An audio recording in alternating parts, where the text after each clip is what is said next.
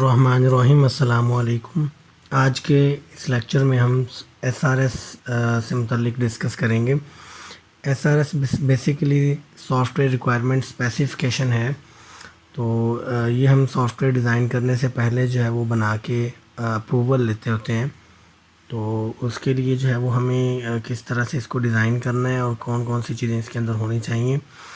तो IEEE जो है उसका उन्होंने फॉर्मेट दिया हुआ है जिसको हमने फॉलो करना है, ठीक है।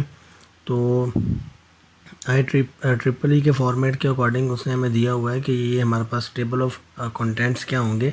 सबसे पहले जो है वो हमारे पास इंट्रोडक्शन होगा, सेकंड हमारे पास उस सॉफ्टवेयर का पर्पस होगा, स्कोप होगा। उसके बाद फर्दर उसने जो है ना वो चीज़ें कुछ दी हुई हैं, तो इनको आगे जो है वो जाके देखते हैं कि क्या क्या इनके अंदर मेंशन करना है हमने। तो नेक्स्ट जो है वो इसमें सबसे पहले उसने हमें दिया हुआ है कि हमारी हेडिंग जो है वो इंट्रोडक्शन होगी और ये हमारा जो मतलब टॉपिक है वो 1 होगा, ठीक है। ये 5.1 तो उसने जो प्रीवियस चूँकि चलती आ रही थी चीज़ें उनके अकॉर्डिंग उसने यहाँ पे मेंशन किया है। लेकिन ये सेक्शन 1 जो है उसके अकॉर्डिंग हम बात करेंगे। तो सेक्शन 1 में हमारी ये इंट्रोडक्शन की पहली हेडिंग होगी और इसके अंदर क्या कुछ होगा। इंट्रोडक्शन के अंदर हम पर्पस जो है वो बताएंगे उसका। सेक्शन 1 में पर्पस क्या है, स्कोप क्या है, डेफिनेशन, रेफरेंसेस और ओवरव्यू, ठीक है। तो इनको जो है वो 1.1 है, हमारे पास 1.2 है, इस तरह से हम जो है वो इनको अरेंज करेंगे। तो हमने ये जो IEEE का फॉर्मेट है इसको फॉलो करना है। तो इसमें बहुत सारी चीज़ें ऐसी हैं जो बहुत हाई लेवल की दी हुई हैं। वो एक जो यूनिवर्सिटी का स्टूडेंट है जिसने एसआरएस बनानी है उसके लिए वो काफ़ी सारी चीज़ें उनमें डिफ़िकल्टीज़ आती हैं, क्योंकि ये हम कोई इंटरनेशनल लेवल का कोई प्रोजेक्ट तो नहीं बना रहे। तो उसमें हम वो सारी चीज़ों को जो है वो इम्प्लीमेंट नहीं करेंगे। आप इसमें से कुछ चीज़ें जो है वो स्किप भी कर सकते हैं। तो इसमें जो ये मैं एक एग्ज़ाम्पल के तौर पर आपको जो एसआरएस है वो भी मतलब बना के मैंने रखी हुई है, वो आप लोगों से डिस्कस करूँगा। तो उसमें मैंने काफ़ी सारी चीज़ें जो है वो स्किप की हुई हैं। आप चाहें तो वो चीज़ें फ़र्दर उसके अंदर ऐड कर सकते हैं, अगर आप चाहें तो उनको स्किप कर सकते हैं, वो ऑप्शनल होती हैं, आप उनको फ़र्दर लेके चल सकते हैं। तो उसमें कोई हर्ज नहीं है, ठीक है। तो ये हमारा फॉर्मेट है, उसके अकॉर्डिंग हमारा जो सेक्शन 2 है वो स्टार्ट हो गया। तो सेक्शन 2 के अंदर हम ओवरऑल डिस्क्रिप्शन बयान करेंगे अपनी उस सॉफ्टवेयर से रिलेटेड। प्रोडक्ट जो है उसका हमारा नुक्ता नज़र उसके बारे में क्या है, प्रोडक्ट के फंक्शंस क्या होंगे, यूज़र की करैक्टरिस्टिक्स क्या होंगी, ये सारी चीज़ें जो हैं उसके अंदर होंगी। तो ये हम इसको 2.1 से जो है वो डील करेंगे प्रोडक्ट पर्सपेक्टिव को। इसी तरह हम सेक्शन 3 जो है उसको डील करेंगे। उसमें सारी चीज़ें उसने हमें दी हुई हैं कि ये चीज़ें होंगी। आपने सॉफ्टवेयर इंटरफेस को किस तरह से लिखना है उसका नाम लिखेंगे आप, ठीक है। उसके निमोनिक्स लिखेंगे, स्पेसिफिकेशन नंबर क्या है उसका, वर्जन नंबर क्या है उसका, सोर्स क्या है जो सॉफ्टवेयर इंटरफेस है उसका। तो ये आप अगर नहीं भी लिखेंगे इसको जो है वो स्किप कर देंगे तो सच इशू वाली बात नहीं है ये। लेकिन जब हम एक इंटरनेशनल लेवल का एसआरएस जो वो बना रहे होते हैं तब हमने ये चीज़ों को फॉलो करना ज़रूरी है, ठीक है।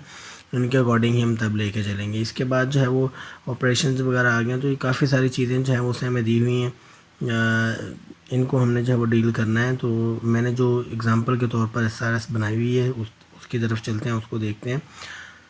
तो इसमें जो है वो ये हमारे पास चीज़ें थी जो हम मतलब अपने एसआरएस के अंदर लेके चलेंगे। नेक्स्ट हम डिस्कस करते हैं उस एसआरएस को जो मैंने बनाई है एक स्कूल मैनेजमेंट सिस्टम की एग्जांपल के तौर पर। ये बिल्कुल आप ये मत समझिएगा कि जो है ना वो इसके अकॉर्डिंग ही आपने चलना है। मैंने पहले भी बात की, आप कुछ चीज़ें इसमें डाल भी सकते हैं, कुछ चीज़ें इसमें से आप फर्दर चाहें तो हटा सकते हैं। लेकिन ये मैंने वो मिनिमम चीज़ें डाली हैं जिनको आपने लेकर चलना ज़रूरी है, ठीक है। तो इसके अंदर जो है वो सबसे पहले जो है हमारे पास क्या है यहाँ पे कि हमने सबसे पहले यहाँ पे अप्रूवल के लिए जो है वो ये चंद एक लाइन्स जो हैं वो यहाँ पे मेंशन करनी है कि हम इस एसआरएस के लिए अप्रूवल लेना चाह रहे हैं। और अप्रूवल के लिए यहाँ अप्रूवर नेम जो है वो हमने लेना है, टाइटल जो है वो लेना है, सिग्नेचर है उसके, और डेट किस डेट को उसने हमें अप्रूवल दी थी। तो ये कुछ यूनिवर्सिटीज़ जो हैं ये अप्रूवल के लिए पेज ऐड करवाती हैं और कुछ जो हैं वो ये पेज अप्रूवल के लिए नहीं ऐड करवाती। तो ज़्यादा बेटर ये होता है कि आप अप्रूवल के लिए ऐड कर ले, यहाँ पे कर लें। यहाँ अपने सुपरवाइज़र के नाम यहाँ पे जो आपका मतलब जिसने आपको अप्रूवल देनी है उस पर्सन का नाम और टाइटल वगैरह जो है वो सिग्नेचर क्या है वो यहाँ पे हम मेंशन कर देंगे, ठीक है। इसके बाद जो है जब आपने इसको बनाना है तो ये एक बात का आपने और ख़्याल रखना है कि ये आपने इसकी जो हेडर होता है उसके अंदर आपने ये चीज़ मेंशन करनी है कि सॉफ्टवेयर रिक्वायरमेंट स्पेसिफिकेशन फॉर, आपका यहाँ पे प्रोजेक्ट का नाम आ जाएगा। तो चूँकि मैं स्कूल मैनेजमेंट सिस्टम को लेके चल रहा हूँ तो इसलिए मैंने यहाँ पे जो है वो स्कूल मैनेजमेंट सिस्टम का नाम लिख दिया। सेकंड चीज़ जो है वो यहाँ पे हमने पेज नंबर जो है वो अपने ऐड करना है। फॉर्मेट आप जो मर्ज़ी रख लें पेज नंबर का, तो पेज नंबर आपने ऐड करके उसके अकॉर्डिंग आपने इसको बनाना है, ठीक है। उसके बाद जो पहली चीज़ हमने करनी है वो टेबल ऑफ कंटेंट होता है, ठीक है। ये हमारा इंडेक्स होता है एक किस्म का, यहाँ से जो है वो हम किसी स्पेसिफिक जो टॉपिक है उसके ऊपर जाना चाह रहे हैं तो यहाँ से हम उसको व्यू करते हैं कि वो किस पेज के ऊपर है और यहाँ से जो है वो हम उस पर चले जाएंगे, ठीक है। तो ये मेरा सेक्शन 1 है, उसको मैंने इंट्रोडक्शन नाम दिया हुआ है। हमने उस फॉर्मेट में देखा था ये ट्रिपल ई वाले में। तो उसमें सेकंड हमारा जो है ओवरऑल डिस्क्रिप्शन का है, थर्ड हमारा स्पेसिफिक रिक्वायरमेंट का है। तो ये मेरे पास जो है वो मतलब मैंने सेक्शंस बनाए, उन सेक्शन के अंदर 1.1 चूँकि वो 1 सेक्शन था उसकी 1 जो सेक्शन है उसकी फ़र्स्ट हेडिंग है, 1 सेक्शन की सेकंड हेडिंग है, 1 सेक्शन की ये थर्ड हेडिंग है, ठीक है। उसके जो सब हेडिंग्स आ रही हैं, ठीक है। तो यहाँ पे मैं इन चीज़ों को डिस्क्राइब करूँगा। इसी तरह ओवरऑल डिस्क्रिप्शन है तो ये सेक्शन 2 है उसकी फ़र्स्ट हेडिंग है और सेक्शन 2 की फ़र्स्ट में जो है वो फ़र्स्ट हेडिंग है, ठीक है। सेक्शन 2 की फ़र्स्ट की सब हेडिंग 2 है, सब हेडिंग 3 है, सब हेडिंग 4 है। उसके बाद सेक्शन जो है वो 2 का 2 हेडिंग आ गई, ठीक है। 2 की 3 हेडिंग, थर्ड हेडिंग 4 और 5th आ गई। तो इस तरह से जो है वो हम इसको यहाँ पे करेंगे, अरेंज करेंगे और उसके साथ साथ यहाँ पे हम पेज नंबर्स देंगे, ठीक है। हम यहाँ पे पहले टाइटल लिख लेंगे, उसके बाद ये सारा लिखने के बाद हम अपना जो कंटेंट है वो लिखने के बाद फिर वहाँ से चेक करके उनको हम नंबरिंग देंगे कि किस पेज के ऊपर जो है वो हमारा कौन सी जो हेडिंग है वो वहाँ पे एग्जिस्ट कर रही है, ठीक है। तो ये पेज नंबर्स हमने दे दिए हैं। अब इसके बाद जो है वो अब इसके पेज कितने होने चाहिए, पेज जो है वो इसके मोर देन 10 जो है वो कम से कम होने चाहिए। 10 से 30 के राउंड अबाउट जो है वो आप बना सकते हैं। तो 10 से 30 जो है वो एक मतलब अच्छा फॉर्मेट है, उसमें आप लाजमी नहीं है 12 भी हो सकते हैं, 14 15, तो ये मिनिमम 10 तो ज़रूर होने चाहिए, ठीक है। इसके बाद जो है वो सॉरी ये 4 करना था हमने, यहाँ पे 8 है तो ये 4 है हमारे पास। इसके बाद जो है हमने इंट्रोडक्शन जो है ये सेक्शन हमारा 1 है, इसके अंदर हमने पर्पस बताया कि हमारा सॉफ्टवेयर बनाने का मकसद क्या है बेसिकली, ठीक है। तो उसमें थोड़ा सा हमने उसकी पीछे जो है ना वो बैकग्राउंड बताया कि मैनुअल डाटा को रिकॉर्ड जो है ना उसका रखना वो बहुत इशू होता है मैनेज करना उसको। तो हम इस प्रॉब्लम को ओवरकम करने के लिए हमने स्कूल मैनेजमेंट सिस्टम जो है वो प्रोवाइड किया है जो कि कंप्लीट सॉल्यूशन देता है स्कूल को मैनेज करने के लिए, ठीक है। तो ये हमारा पर्पज़ है कि हमारा स्कूल जो है वो ऑटोमेटेड हो जाए। आप अपनी वर्डिंग के अंदर यहाँ पे अपने जो आपने प्रोजेक्ट सेलेक्ट किया है उससे रिलेटेड बात कर सकते हैं। अगर आपने मतलब डेफिनेटली हर एक का काम तो यही है कि उसने रिकॉर्ड को मैनेज करना है और मैनुअल रिकॉर्ड मैनेज करना बहुत मुश्किल होता है। तो इसलिए आप हॉस्पिटल का बना रहे हैं, आप लाइब्रेरी का बना रहे हैं, आप मोबाइल शॉप का बना रहे हैं, होटल मैनेजमेंट के लिए आप बना रहे हैं, तो सबका पर्पज़ यही है कि आप कंज्यूमर जो है वो कस्टमर जो है उसका डाटा मैनेज करें, उसका डाटा अपने पास रिकॉर्ड में रखें, अपनी एक्सपेंसेस जो हैं वो क्या हुए हैं, आपने अर्न क्या किया है, क्या प्रॉफिट लिया है। तो ये सारी चीज़ें बेसिकली मैनुअली जो है रिकॉर्ड करना मुश्किल होता है, तो इसलिए हम सॉफ्टवेयर डिज़ाइन करते हैं और उसको ऑटोमेट करते हैं। स्कोप नेक्स्ट हम बताएंगे कि स्कोप क्या है। स्कोप क्या होता है, बेसिकली वो बाउंड्रीज़ हैं जिनको ये डील करेगा, ठीक है, कि कहाँ कहाँ ये अपना काम कर सकता है। तो वो बेसिकली यहाँ पे हमने मेंशन किया हुआ है कि ये क्या करेगा, बेसिकली स्कूल रिकॉर्ड जो है उसमें ऐडिंग कर सकता है, रिमूव कर सकता है किसको, स्टूडेंट को और एम्प्लॉय को, और उसके अलावा अदर जो इन्फॉर्मेशन है उनको, ठीक है। आप ये मैंने चंद एक मॉड्यूल इसके अंदर डाले हैं जैसे कि स्टूडेंट का, एम्प्लॉय का और उसके बाद फ़ी मैनेजमेंट का। आप इसमें लाइब्रेरी का भी डाल सकते हैं। फर्दर जो भी आप जितना वास्ट करेंगे वो उसकी डोमेन यहाँ पे आप स्कोप जो बता देंगे ये काम ही कर सकते हैं, ठीक है। नेक्स्ट हमारे पास इस बताना होता है हमने डेफिनेशंस। अगर हमने कोई स्पेसिफिक टर्म इस्तेमाल की है अपने इस डॉक्यूमेंट के अंदर, जो जो हम करेंगे उनसे मुतल्लिक यहाँ पे बता देंगे, ठीक है, उसको डिफ़ाइन करेंगे। उसके बाद एक्रोनिम और हमारे पास एब्रीवेशंस हैं, ये मुखफ़फ़ ही होते हैं बेसिकली। तो ओएस हम किसके लिए स्टैंड करता है, तो ये ऑपरेटिंग सिस्टम के लिए स्टैंड करता है, हमने यहाँ पे बता दिया। एसएमएस हमने ये ख़ुद जो है वो इसको नाम दिया था, हमारा स्कूल मैनेजमेंट सिस्टम है तो हम उसे एसएमएस कह रहे हैं, ठीक है। एसआरएस क्या है वो हम यहाँ पे बता रहे हैं। तो ये जब वो फर्दर पढ़ने जाए तो उससे पहले उसे ये चीज़ें क्लियर होनी चाहिए कि ये अगर किसी कोई एब्रीवेशन यूज़ कर रहा है तो वो किसके लिए स्टैंड कर रहा है, ठीक है। तो जीयूआई क्या होता है, स्टेक होल्डर्स जो हैं वो क्या है। स्टेक होल्डर्स यहाँ पे बताया हुआ है कि वो सारे पर्सन जो होंगे जो उस सिस्टम के अंदर पार्टिसिपेट कर रहे होते हैं, वो सारे स्टेक होल्डर्स होते हैं, ठीक है। और उसके बाद हमने रेफरेंस जो है वो यहाँ पे देने होते हैं। रेफरेंसेस जो भी होंगे आप यहाँ पे ऐड कर देंगे। उसमें एक रेफरेंस तो ये है जहाँ से मैंने ये इस फॉर्मेट को चूँकि मैंने फॉलो किया, आप भी इसको फॉलो करेंगे तो आप उसका बता देंगे कि ये पीडीएफ में था और ये अवेलेबल था ये फ़लाँ लिंक के ऊपर। ये लिंक मैंने यहाँ पे पेस्ट कर दिया हुआ है, ठीक है। अब इसके बाद मैंने बुक से हेल्प ली है, तो बुक में मैंने कौन सी बुक है, ये सॉफ्टवेयर इंजीनियरिंग की है, वो मैंने यहाँ पे मेंशन कर दिया। आप इसके अलावा किसी भी स्पेसिफिक डॉक्यूमेंट से हेल्प लेंगे, उस डॉक्यूमेंट का नाम जैसे हमने यहाँ पे लिखा है कि ये टेम्पलेट था हमारे पास, हम यहाँ पे उसका नाम जैसे ये बुक का नाम लिखा है उसका नाम और साथ में उस लिंक को जो है वो यहाँ पे हम बता देंगे, ठीक है, कि मैंने इस लिंक से जो है वो हेल्प ली है। तो वो आप मतलब मिनिमम आपके पास 1-2 तो होने चाहिए। रेफरेंस नहीं भी ऐड करेंगे तो इशू नहीं, लेकिन मेरा ख्याल है कि ज़्यादा बेटर यही होगा कि आपके पास होना चाहिए रेफरेंस। और विदाउट रेफरेंस तो आप काम नहीं कर रहे ना, तो इसलिए रेफरेंस आप ऐड करेंगे तो कम से कम एक रेफरेंस आपके पास ज़रूर होना चाहिए। उसके बाद ओवरव्यू है, तो ओवरव्यू में हम जो है वो आप बताएंगे कि जो हमारा बाकी डॉक्यूमेंट है उसके अंदर क्या चीज़ें हैं, ठीक है। तो उसमें जनरल डिस्क्रिप्शन है, हम बता रहे हैं कि रेस्ट ऑफ द डॉक्यूमेंट जो है वो जनरल डिस्क्रिप्शन, जनरल कॉन्स्ट्रेंट्स वगैरह उसके अंदर है, स्पेसिफिक रिक्वायरमेंट्स जो हैं वो उसके अंदर हैं।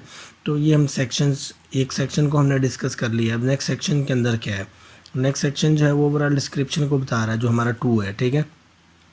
इसके बाद थर्ड सेक्शन हमारा जो है उसके अंदर हम रिक्वायरमेंट स्पेसिफिकेशन का सेक्शन है, ठीक है। इसके बाद हमारे पास फोर्थ जो है वो हमने यहाँ पे रखा हुआ है, जो हमारा ऑपरेशनल सिनेरियो जो है उनको डिस्कस कर रहा है, ठीक है। आप यहाँ पे फोर्थ जो है वो उसमें मोस्टली ने अपेंडिक्स दिया होता है, तो वो आप भी जो है ना यहाँ पे मेंशन कर सकते हैं, लाजमी नहीं है कि आप ये करें। तो बहरहाल ये बाकी वाले 3 तो लाजमी आएंगे, या ऐसे ही आएंगे जैसे मैंने यहाँ पे मेंशन किए हुए हैं। ओवरऑल डिस्क्रिप्शन जो है इसके अंदर हम बता रहे हैं कि जो ये वाला हमारा पार्ट है हमारे डॉक्यूमेंट का, इसके अंदर बेसिकली क्या होगा कि इसके अंदर हमारा जो सिस्टम है उसके अंदर जो मैनेजमेंट है वो क्या काम परफॉर्म कर सकती है, ठीक है। सर्च करेगी, डिलीट करेगी, इंसर्ट करेगी, मॉडिफाई कर सकती है, वो जो रिकॉर्ड है उसको और किस तरह से उसको जो है वो मैनेज किया जाएगा, वो सारी चीज़ें इसके अंदर हमने बता दी हैं, ठीक है। इसके बाद प्रोडक्ट पर्सपेक्टिव है, तो प्रोडक्ट पर्सपेक्टिव जो है ये बेसिकली मेरी जो प्रोडक्ट है उसका नुक्ता नज़र क्या है वो मैं बताना चाह रहा हूँ। तो उसमें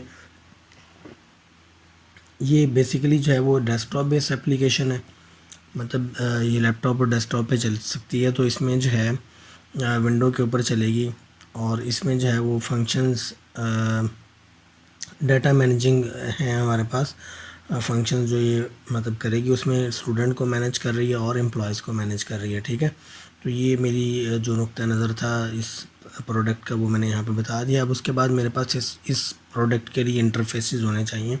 तो उसमें सबसे पहली जो चीज़ है वो सिस्टम इंटरफेस आता है। तो सिस्टम इंटरफेस बेसिकली सिस्टम एक प्रॉपर मतलब निज़ाम होता है जिसमें काफ़ी सारे सब सिस्टम मिलकर जो है ना वो प्रॉपर एक काम कर रहे हों।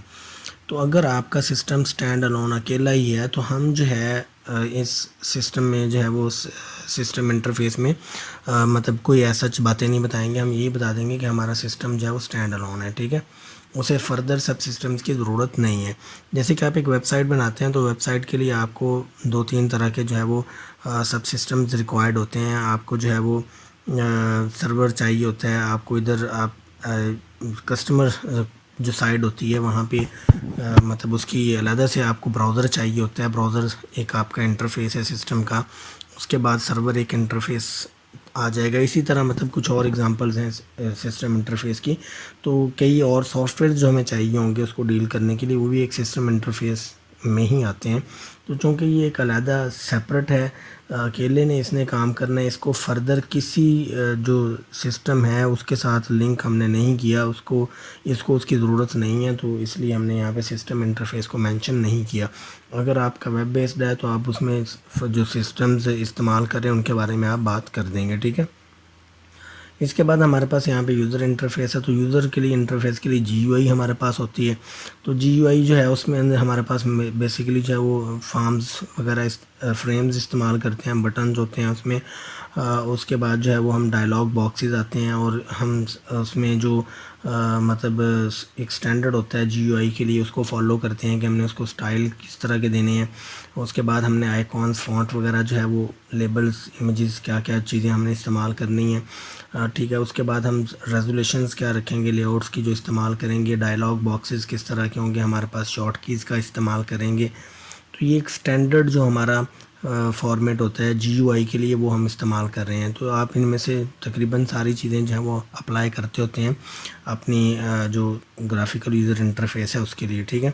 इसके बाद नेक्स्ट हमारे पास हार्डवेयर इंटरफेस है। तो हार्डवेयर इंटरफेस अगर आपके सिस्टम में मतलब जो है वो ये तो चूँकि स्टैंड अलोन है तो ये इसी लैपटॉप डेस्कटॉप के ऊपर काम करेगा। अगर आपका जो है वो सपोज़ आपने जो है वो ऑनलाइन बनाया होता तो उसके लिए हमें जो है हार्डवेयर इंटरफेस के लिए हमें TCP IP जो है वो रिक्वायर्ड होते हैं, उसके लिए हमें मॉडेम रिक्वायर्ड होती, हमें जो है वो केबल वगैरह रिक्वायर्ड होती। तो वो हार्डवेयर सारे हमारे इंटरफेसेस जो हैं वो यहाँ पे मेंशन करते हैं। लेकिन इसके लिए हमें सिर्फ क्या चाहिए, लैपटॉप या डेस्कटॉप चाहिए। उसमें जो है वो 1 GB रैम है और 100 GB उसकी हार्ड ड्राइव होनी चाहिए, क्योंकि हमने डाटा वगैरह स्टोर करना है। इसके बाद सॉफ्टवेयर इंटरफेसेस हैं। तो सॉफ्टवेयर में हमारे पास कौन कौन से सॉफ्टवेयर हैं जो इस पर्पज़ के लिए हम इस्तेमाल करेंगे। उसमें हमारे पास ये हमने बता दिया कि Microsoft.NET 3.5 और जो है C#.NET 3.5 प्रोग्रामिंग लैंग्वेजेस जो है इनका हम इस्तेमाल करेंगे।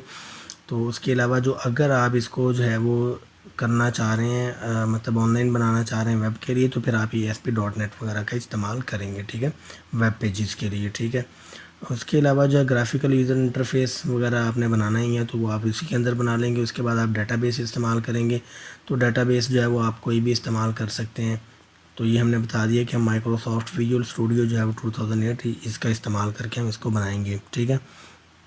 अब इसके बाद हमारे पास कम्युनिकेशन इंटरफेसेस हैं। तो कम्युनिकेशन इंटरफेसेस के अंदर जो है वो हमारे पास जो कम्युनिकेशन चैनल्स हैं वो सारे आ सकते हैं।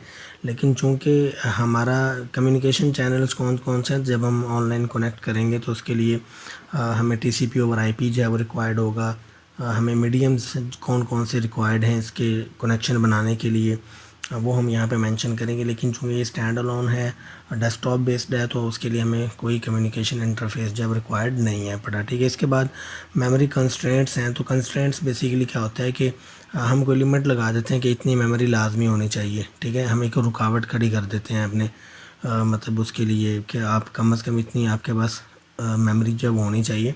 तो वो कहता है कि यहाँ पे क्लाइंट जो कंप्यूटर है जिसने ये सॉफ्टवेयर इस्तेमाल करना है उसके पास इतनी मेमोरी हो कि एप्लीकेशन को रन कर सके, ठीक है। उसके बाद जो है वो आप यहाँ पे मेंशन भी कर सकते हैं कि वो 1 GB कम से कम मेमोरी उसके पास हो। ये मेमोरी हमारी रैम वाली है, ठीक है। रैम जो है वो मेन मेमोरी होती है, उसको मेमोरी में लिया जाता है। तो इसके बाद हमारे पास प्रोडक्ट फंक्शन है। तो प्रोडक्ट फंक्शंस क्या होंगे, वो ऑथेंटिकेट करता है, उसके बाद मैनेज करता है स्टूडेंट के डाटा को, एम्प्लॉय के डाटा को, और फ़ी मैनेज कर रहा है, ठीक है। इसके बाद जो है मतलब ये टास्क जो है ये हमारा प्रोडक्ट जो है वो परफॉर्म करेगी। उसके बाद हम यूज़र करैक्टरिस्टिक्स हमने देखी थी कि यूज़र जो है उसकी खसूसियात क्या होनी चाहिए। तो यूज़र जो है वो उसमें वो कहता है कि उसको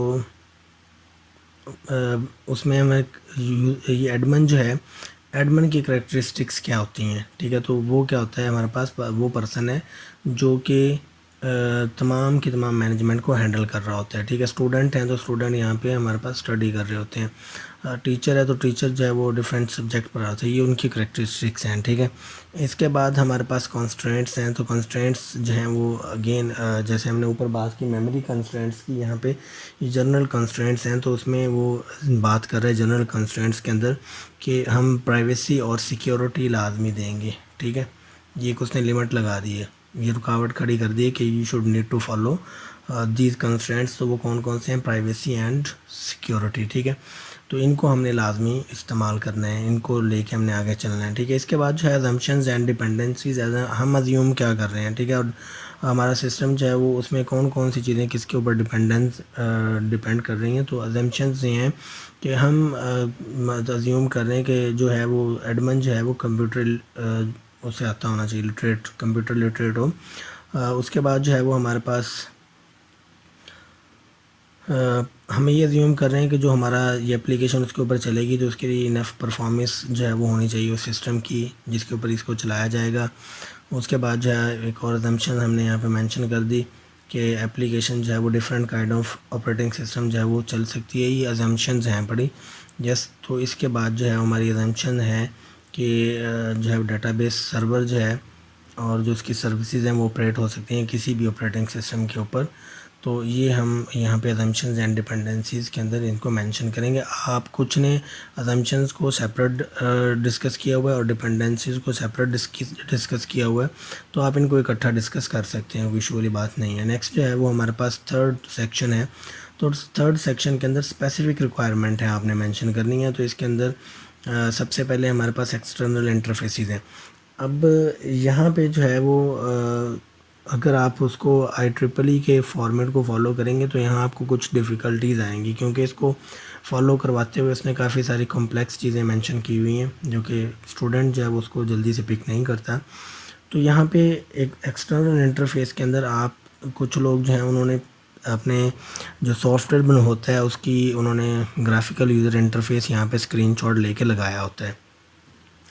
तो ये हमने स्क्रीनशॉट लेके बेसिकली लगाना नहीं होता, ये हमने ख़ुद से वैसे ड्रा करना होता है, ठीक है। क्योंकि अभी तक तो हमने उसका ग्राफिकल यूज़र इंटरफेस बनाया ही नहीं है, अभी तो हम अप्रूवल लेना चाह रहे हैं।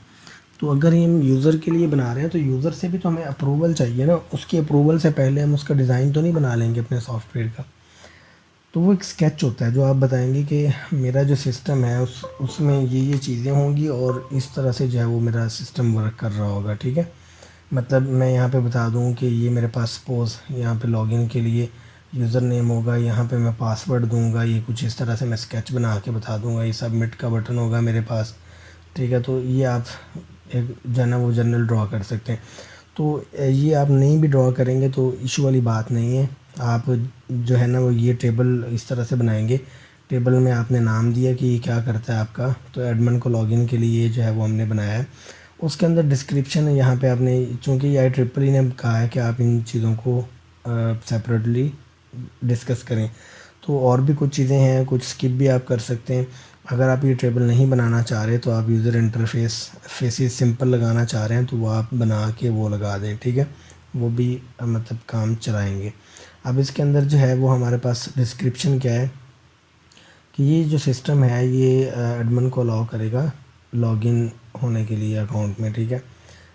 ऑपरेशंस का सीक्वेंस क्या होगा, पहले एडमिन आएगा तो यूज़र आईडी पुट करेगा, फिर पासवर्ड पुट करेगा, ठीक है, और उसके बाद क्लिक करेगा लॉगिन के बटन के ऊपर। तो ये हमने सीक्वेंस ऑफ ऑपरेशंस दे दिया। अब वैलिडिटी चेक क्या होगी, तो वो चेक करेगा कि लॉगिन पासवर्ड वगैरह करेक्ट है या नहीं है। इनपुट क्या होगी, इनपुट उसने जो है वो यूज़र ने पासवर्ड किया है और सिलेक्ट लॉगिन या क्लियर के बटन के ऊपर उसने प्रेस किया, ये हमने इनपुट दी है। आउटपुट क्या होगी कि अगर लॉगिन हमने सेलेक्ट किया तो मेन पेज पे हमें ले जाएगा, ये आउटपुट आ गई हमारी। एरर हैंडलिंग हमने मेंशन कर दी, तो अगर इनकरेक्ट पासवर्ड है तो वो हमें एरर मैसेज दे देगा, ठीक है। तो ये आपने फॉर्मेट जो है वो अडॉप्ट करना है और इस फॉर्मेट के अकॉर्डिंग आपकी जो प्रोडक्ट है उसके अंदर जो मेन इंटरफेसेस हैं उनके बारे में आपने बता देना है, ठीक है। तो उसमें हमारे पास नेक्स्ट जो है वो लॉग आउट का है, लॉगिन हुआ एडमिन लॉग आउट हो सकता है, तो उसकी डिस्क्रिप्शन हमने यहाँ पे बता दी है। नेक्स्ट हमारे पास जो है वो हमने एडमिन जो है वो ऐड कर सकता है रिकॉर्ड किसका, एम्प्लॉय का या स्टूडेंट का। तो दोनों के लिए तरीकाकार तो तकरीबन सेम ही होगा। तो उसके अंदर हम डिस्क्रिप्शन क्या है कि एडमिन जो है वो रिकॉर्ड करेगा ऐड को, और सीक्वेंस ऑफ ऑपरेशन क्या होगा वो हमने यहाँ पे बता दिया है कि वो न्यू स्टूडेंट या न्यू एम्प्लॉय पे क्लिक करेगा। उसके बाद जो है वो उसकी फील्ड्स जो है उनको फुलफ़िल करेगा। उसके बाद जो है वैलिडिटी चेक्स, फील्ड सारी की सारी फील्ड हैं कि नहीं है। इनपुट क्या होगी, इनपुट में वो नेम वगैरह एम्प्लॉय आईडी पुट कर रहा है, नेम पुट कर रहा है, फादर नेम पुट कर रहा है, एड्रेस है, एज वगैरह है उसकी। तो ये पुट करने के बाद सबमिट के ऊपर क्लिक करेगा और आउटपुट क्या होगी कि अगर जो है वो मतलब वैलिड होगा रिकॉर्ड तो क्या होगा हमारे पास वो सक्सेसफुली ऐड हो जाएगा, अदरवाइज़ जो है वो हमें एरर वगैरह दे सकता है। इसके बाद जो है वो हमने यहाँ पे डिलीट स्टूडेंट या एम्प्लॉय कर सकते हैं हम, तो उसके लिए जो डिस्क्रिप्शन वगैरह है वो चीज़ें हमने यहाँ पे बता दी। इसके बाद फ़ी मैनेजमेंट है, तो फ़ी मैनेजमेंट कैसे होगी कि वो फ़ी को चेक करने देता है या सबमिट करने देता है फ़ी को। तो एडमिनिस्ट्रेटर जो है ना वो स्टूडेंट आईडी को चूज़ करेगा, उसके बाद रिकॉर्ड एग्जिस्ट कर रहा है अगर, तो वो मतलब फ़ी से रिलेटेड जो हमारे पास बॉक्सेस होंगे उनको फिल करेगा, और उसके बाद जो है ना वो फ़ी सक्सेसफुली सबमिट का आ जाएगा हमारे पास ऑप्शन। ठीक है, अब हमारे पास नेक्स्ट है फंक्शंस क्या हैं। तो फंक्शंस हमारा हम रजिस्टर कर सकते हैं स्टूडेंट को या एम्प्लॉय को, लॉगिन हमारा एडमिन हो सकता है, उसके बाद ऐड या डिलीट स्टूडेंट हो सकता है, ऐड या डिलीट एम्प्लॉय भी हो सकता है, तो फ़ी मैनेजमेंट हम कर सकते हैं और लॉग आउट हो सकते हैं। तो ये हमारे फंक्शंस हैं कुछ जो हम परफॉर्म कर रहे हैं इस सिस्टम के थ्रू। इसके बाद परफॉर्मेंस रिक्वायरमेंट्स हैं। तो परफॉर्मेंस रिक्वायरमेंट्स जो है इनके अंदर हमारे पास परफॉर्मेंस कैसी होनी चाहिए हमारे सॉफ्टवेयर की। तो परफॉर्मेंस बेसिकली यहाँ पे हमने बताया कि 30 सेकंड के अंदर अंदर हमारा जो है जो अगर तो वेब पेज है अगर हम ऑनलाइन बना रहे हैं तो वो लोड होना चाहिए।